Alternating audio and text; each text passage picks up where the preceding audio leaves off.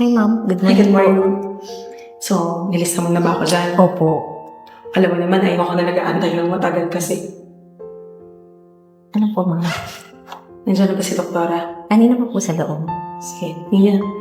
Ang merienda mo, ha? Okay, thank you.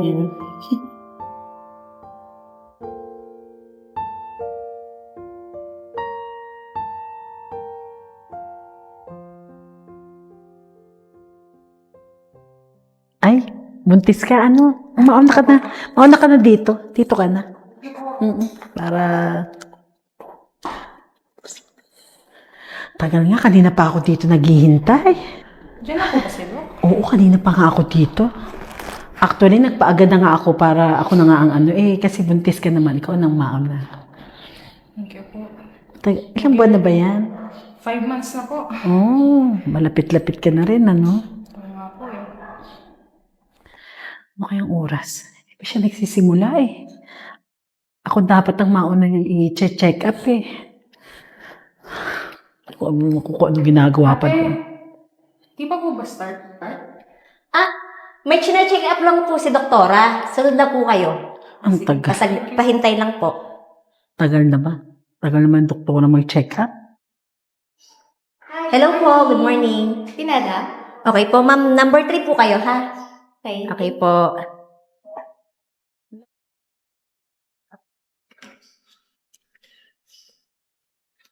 Hi, ma'am. Good Hi, morning. good morning. So, nilista mo na ba ako dyan? Opo. Alam mo naman, ayaw ko na nag-aantay ng matagal kasi. Ano po, ma'am? Nandiyan na ba si Doktora? Kanina pa po sa loob. Sige, Nia. Ang merienda mo, ha? Okay, thank you. Ay! Yusuf? Excuse? Yes, madam. Pasuyo pala ng bag ko, ha? Okay po. Saglit lang ako dito sa loob. Thank you. Sige po. Nakita niyo ba yun? Grabe. Kanina pa ako. Kala ko may pila. Aba, ewan ko doon. Teka nga, kakusapin ko nga itong sekretarya nito. Oy, Ninya. Yes, ma'am. Sino yung nauna? Si Ma'am Julie po yun. Oh, ba't nauna yun? Kanina pa ako dito. Ako ang kauna-unahan dito umupo. Ang nagpalista na Ang nagpalista siya, ang patakaran dito, kahit ka nagpalista, kung sino unang dumating, siya yung unang maaano ng doktor, makukonsulta ng doktor, ma-check up. Bakit nauna yon? At alam ko na, may kita ako, may binigay pa sa'yo. Ay, ma'am. Generous lang po talaga si Ma'am Julie. O dahil generous siya, kaya pinapauna mo. Ganun ba? Diyan ako umiinit ang ulo. Ako, yung pila, pagka ako inuunahan sa pila, talagang ngali-ngali kung manabunot ng tao. Ma'am, nagpalista na po talaga siya kanina. Nagpalista nga, pero ang patakaran, kahit nagpalista ka, kung ikaw ang unang dumating dito, ikaw ang una. Ako nga, nagbigay pa ako doon kasi alam kong buntis. Kaya pinauna ko siya, dapat siyang mauna. Bakit nauna yung kadarating lang? Porket mayaman? Paunahin mo, porket meron kang lagay, paunahin mo. Grabe ka rin, alam mo, lagot ka sa doktor. Sasabihin kita kay doktora, susumbong kita. Grabe ka, nakakainit ka ng ulo. Excuse me? Ano? Nangyayari dito? Ano nangyayari dito? Bakit ka nauna? Kaya hindi umaasenso minsan ng ibang tao ganyan, walang disiplina. Kasalanan ko ba kung wala kang pang-tip para mauna ka? Excuse me, marami akong pang-tip. Nasaan? Fair lang akong lumaban, hindi katulad mo, dinadaan mo sa lagay. Kasalanan ko kung patas ka at ako hindi. Kasalanan ko din ba kung nangangati ako pag nag-aantay ako ng matagal? Ay, wala na akong paki doon. Dapat ikaw ay pumila. Hay nako, alam mo, kung ayaw mo nang nag-aantay ka ng matagal at nasasapawan ka, dapat hindi ka dito sa clinic na to. Excuse me, anong hindi ako dapat anong nasasapawan? Ha? Anong nasasapawan? Excuse me, kaya ko ring maglagay dito sa babaeng ito. Hindi lang ako ganun kagarapal. Hindi ako ganun kakorap. Please lang. Ma'am, wait lang po. Huwag na po kayo mag-away. Mag-away, kasalanan mo to eh. Oo, Ikaw ang may gawa eh. May kasalanan. Naku, sa susunod talaga. Huwag Naku, kayo mag-away. tingnan mo oh. Ilang kaming nakapila dito kanina pa. Ilang oras na ako dito. Palengkera I have ba? an appointment. Ano ba yan? Excuse me, anong palengkera? At tumatanggap kayo ng mga ganang customer sa clinic nyo. Ang ingay-ingay. Sinasabi ko lang yung tama. Kasi nasa tama ako. Wait lang po. Huwag na po kayo mag-away. Ako na po may... Ako po may gawa ng lahat ng to. Ay, nako. Sasabihin kita kay doktora. Wala akong pakialam kahit mo sa mga kay doktora. Regular na kliyente niya. Ako din. Regular na akong Talaga ba? pasyente. Ngayon lang kita nakita dito Oh, excuse me.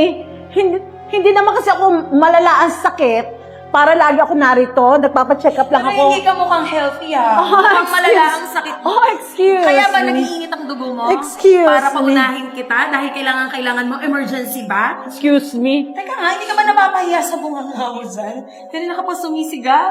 Ay, nako. Ayos lang. Eh, kayo ba? Di ba, kita ninyo? Ang tagal nating nakapila, itong babae ito, basta na lamang dumidiretso. Bakit ka nag-video, miss? Aba. Gusto mo ba akong sumikat? Yes, pasikatin mo.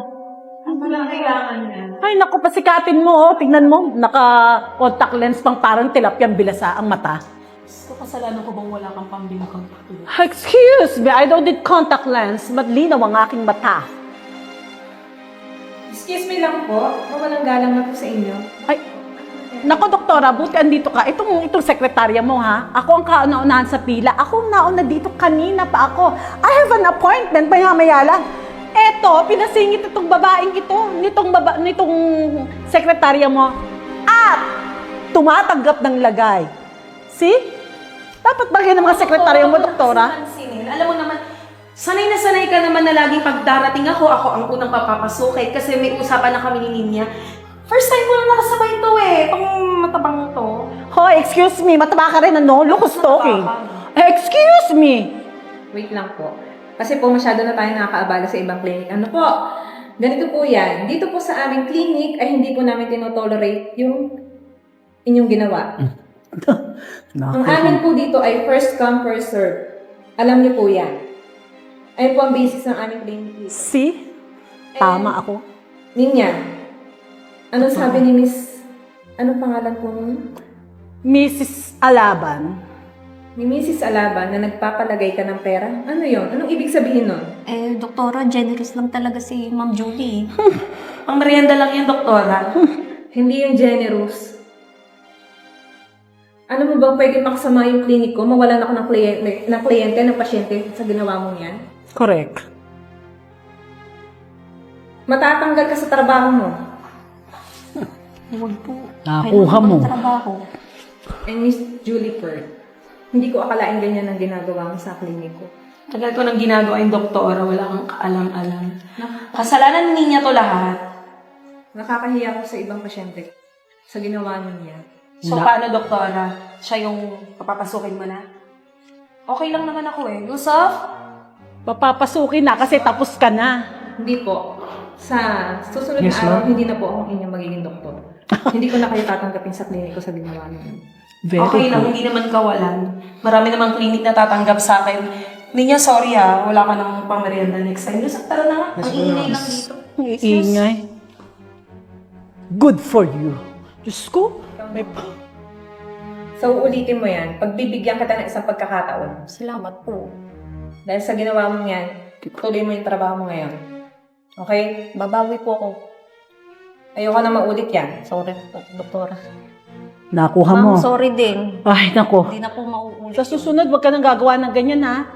Pagka wala na yung majubis na babaeng yon at iba naman, eh, wag mong gagawin yan. Hindi ko Maging na po fair ka. ulitin. O, itong buntis, unahin mo, kawawa naman. O, ining, ikaw nang mauna papunta doon. Sige na, mauna ka na. Ako'y maghihintay. Karma ko na to. Hindi ko na talaga uulitin. Mawawalan ako ng trabaho.